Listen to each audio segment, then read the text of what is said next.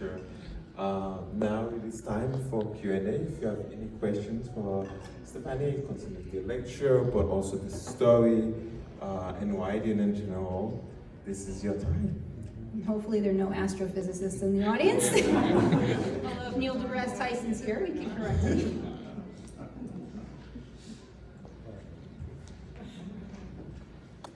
Thank you so much. I loved your book, and I'm overwhelmed by all the information you've just given us.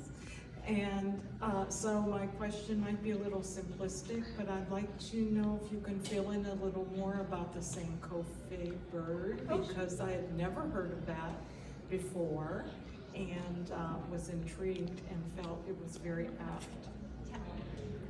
So the Sankofa bird, I'm not sure on the actual region in Africa where it's rooted in. Somebody could fill me in on that. But it's traditionally thought of as a bird that looks to the past, bringing an egg from the past to the future. And it's a reminder, and I think Somi touched upon this in our introduction, it's a reminder that there is value in our past, there are value in our ancestors, and bringing that so we can move forward in the society. So we don't ignore history. We take what is valuable as an egg and we use it to move forward. In the story, and this is where my imagination comes in, and then I'll give you a little bit of architectural history. I personally found the Sankofa, and I have to say I did not realize this pin. I just saw this as a phoenix, and then before coming here, I realized it was actually a Sankofa because it's looking through the. And that was just one day before coming here. But to me, it shares a lot of history and with the phoenix bird, in that the phoenix is also a timeless bird.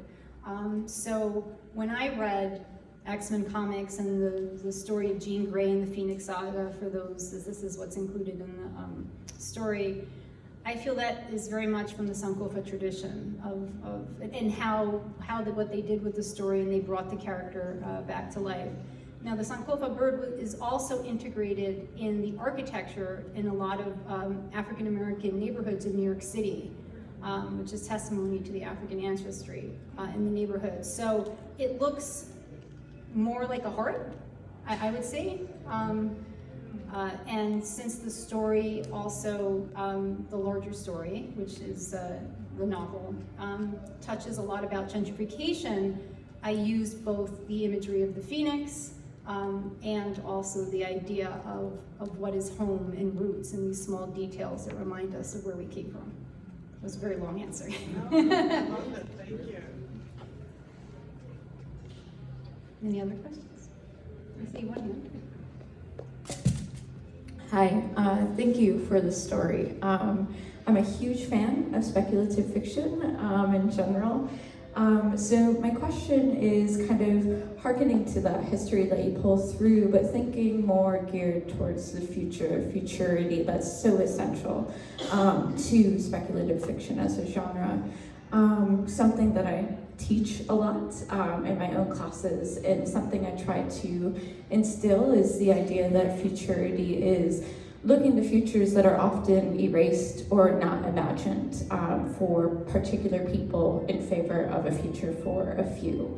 And I was wondering if you could speak a little bit to how maybe that influenced your story at all, or maybe you're thinking after you wrote it, edited it, in any part of the process.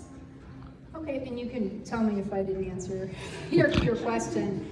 I think for this particular story, the characters are struggling to arrive in that future because the past is just so heavy. And you know, it's an interesting discussion because then it spirals into what are our own voices stories, what is trauma porn, right? Like, what's that line of honoring where you came from, but then also only publishing sort of these dystopian stories that are weighted. And so I made the conscious decision in how the story begins, in that Nova's mother, the character, represented a stereotypical what you would expect of a Nuyorican. And me being very conscious of how do I write this piece that's sort of also trying to move towards the future? And I will say in that entire anthology, my piece is kind of the one that's most not grounded to the future. And perhaps the editors want to make the statement that some people can't arrive to a future or struggle to arrive to that future. But I also think it lends itself to, we can arrive there and we can have those types of writings without ignoring the past. And, and that gets into this whole conversation that a lot of writers, think about. And, do we all have to be engineers if we're people of color in our books? Like, do we all have to wear a suit? Like, can we just also exist? And this is kind of spiraling into a whole thing. When the Dignidad Literaria movement started, it was in response to hashtag. It was in response to a particular novel that came out that got a lot of critical eyes from the Latino community. And, there was a call for, well, why do you always write these same things that are weighted with all these issues? But I do appreciate writers that also defend and say, there's room for all of our types of stories and our voices. And I think it's a balance. I am just a writer that is very much weighted with these stories. It might be just to get these stories that are related to my family in some way out first. And I will say now with comic books, I do have people now in space that haven't been through genocide. So maybe there's some movement on there, but I'm not quite sure if I answered your question, but it's a work in progress.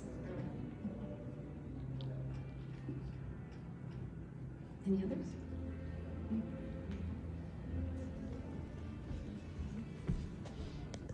There were 3 books that you mentioned. One was Oscar Wu, I believe. Oscar One Wilde. was The Brief and Wondrous Life of Oscar Wilde by Junot Diaz. That was the one by Juno? Yes, that was Junot Diaz. And then another one, which was your favorite book, and there was one first. Can you repeat Okay, those? sure. Write them down. So the Brief Wondrous Life of Oscar Wilde is by the author Junot Diaz. It won, I think, the Pulitzer Prize. He also has a short story collection, Drown, and This Is How You Lose Her is another. But if you like comic book realism, that's the novel, I would say, and The Mexican Flyboy by Alfredo Vea. Particularly if he's a lawyer, and again, my husband, I credit for finding all these works and saying you need to read this. Alfredo Vea with the V-E-A.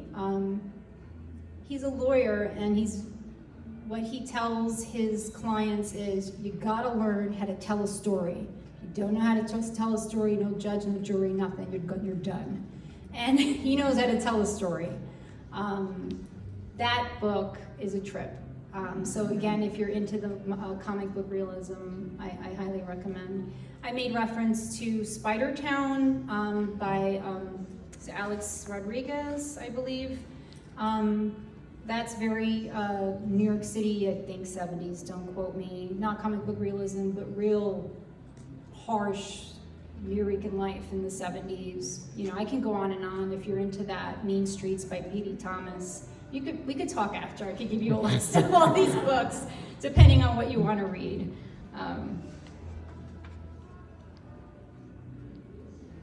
I'll ask a question. Sure. So if you don't know anything about comic book realism, because you didn't read comic books, because I'm old, if you don't know anything about comic book realism and comic books in general, beyond Superman, so that's how old I am, what's a good way to enter that? What's a good way to learn about that?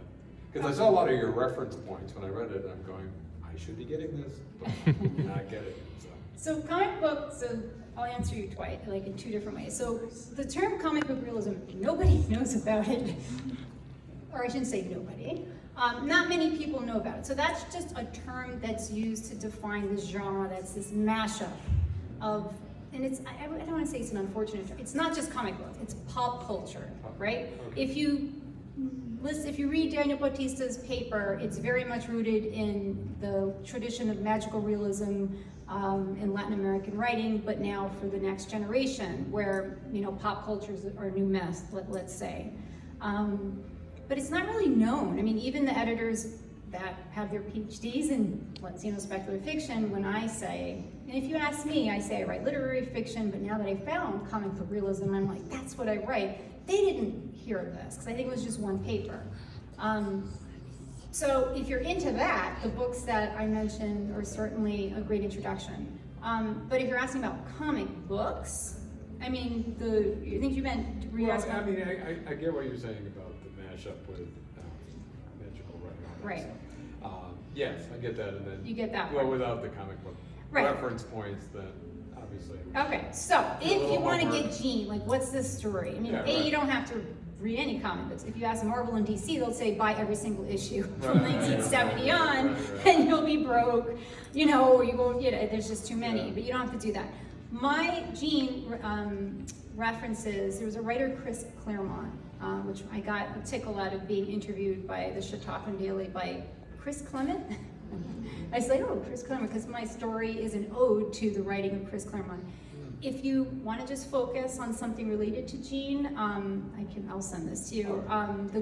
The Dark Phoenix Saga is an epic storyline where Chris Claremont is just known for writing complex female characters faced with adversity. We could talk more on what your tastes are in comics, and I'll guide you. But for Gene, the Dark Phoenix Saga. You're gonna make me send you a lot of comic books now. Just name.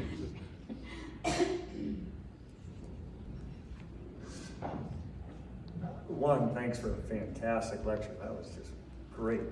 Thank you, Todd. Coming from you, that's a very big Oh, I've that attended was yours. just- That was fantastic. So, I loved your comments about how many of the people growing up in the neighborhood say, this isn't genre bending. And I loved, I am what I am. Sometimes in the academy, right, we think of, oh, is that naive? I personally don't. I think of the different eco-critics who would ask me certain kinds of questions where I say, actually, this is just my way of being in the world. And yes, I can go back and dissect that way of being in the world. But for me, and so this is where the question comes from, it's not real helpful for me as I go into my writing to examine that. So I was wondering how much you spend thinking about how much genre defying or genre bending you're doing as you're writing, or if you write from a sense of, no, this is who I am, so I'm just writing into that space. And then a related question. You'll have to remind me if I forget. Okay, the related I got question. 3 girls and my energy Oh, yeah. is split. Oh, yeah. So the related question to that is, I just love Gabriel Garcia Marquez and so many other writers who, when I encountered them, I didn't think magical realism. I thought, this is a way of being in the world. This is a real way of interacting with the world that is both spiritual and material. And then I got into master's and PhD programs, and I had to learn the term magical realism. And quite often in the classes, they would be undercutting what the writer was doing in sense of a real lived experience, like your aunt. And that bothered me in that setting, because I couldn't speak out in a way to say, isn't this something more than the label you're putting on it that is trivializing it, I even thought. So Right. I just wanted your thoughts on magical realism, but also on genre defying and bending. Okay, so if I forget something, Todd, you'll tell me. I completely do not think of anything else except the story that I want to tell when I'm writing. I'm self-taught, right? I did not, my professional background is public health. I have a master's in public health. I devoted over 15 years of my life to serving underserved Latino communities in Upper Manhattan around childhood obesity and healthy lifestyles and living and all that stuff. Partly because it was never an option to be a writer. It was not something that was presented to me, and I'm a burdened firstborn of parents that grew up in abject poverty, and so you gotta do something that pays the bills. I'm gonna come and do a full circle to this statement. This is just my, upbringing and why I did not pursue writing first, even though I always loved writing.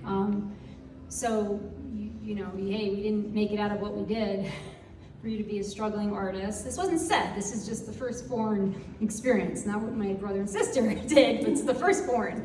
And then, someone's not gonna make it in your family, and I saw how my parents were basically the bank accounts for a lot of family members to help them out. So, and then I'll say something funny too about that. And if I'm running out of time, tell me, because I can also talk a lot like my husband.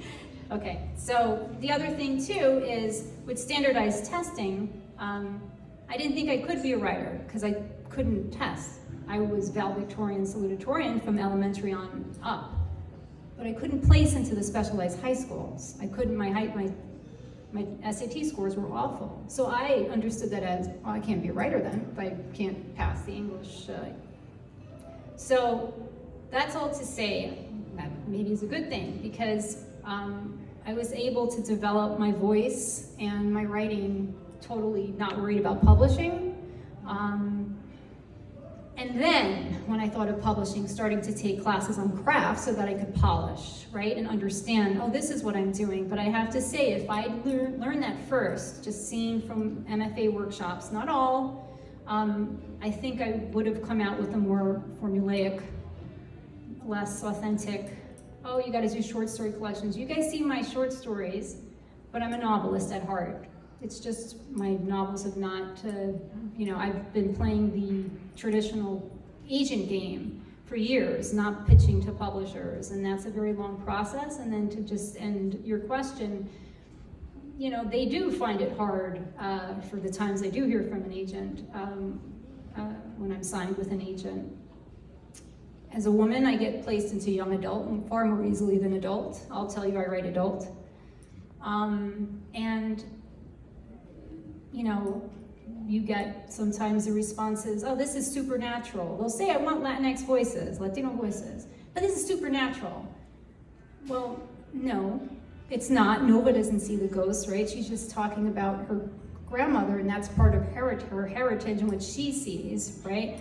So you get, the industry puts these genres and these barriers and why this isn't a fit and all of those sort of things. And that's why when I saw the Janus Prize, I said, if there's a chance of me winning anything, or somebody getting my story, someone that explicitly says, we want this kind of genre-bending, timeless, and I violated my own rules and I submitted because I had stopped submitting to a lot of things because it was clear, or luck or timing, it's all of these sort of things.